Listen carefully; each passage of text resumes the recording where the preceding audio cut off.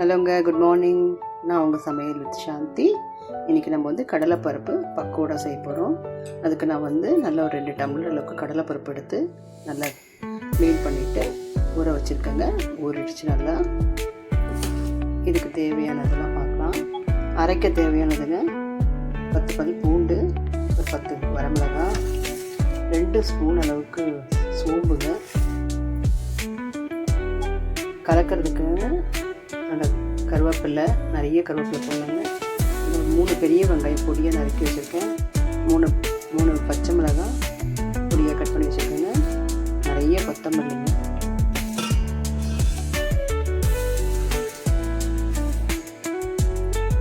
அரைச்சிட்டோம். இப்போ இந்த பக்கோடாக்கு தேவையான போட்டுக்கலாங்க. 2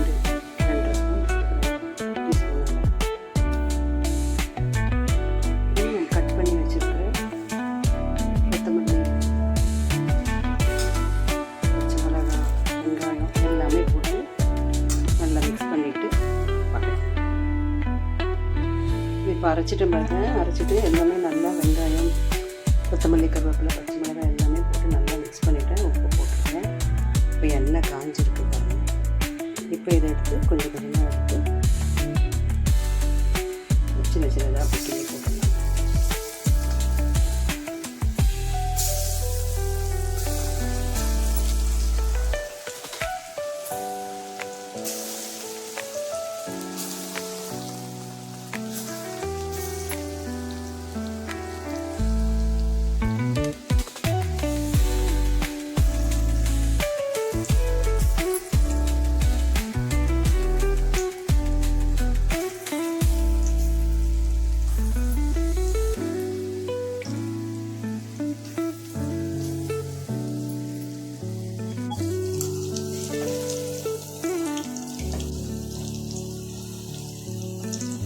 வேகுதுங்க பாருங்கள்.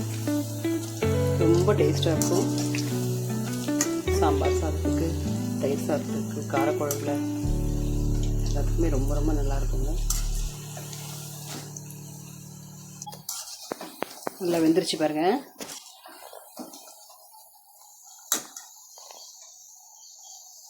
எடுத்துடலாம்.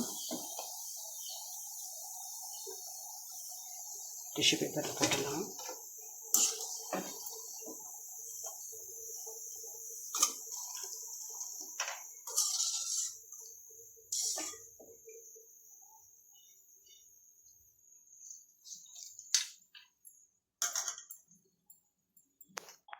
நீங்களும் செஞ்சு பாருங்கள். உங்களுக்கு எப்படி வந்துச்சுன்னு எனக்கு சொல்லுங்கள். தேங்க்யூ.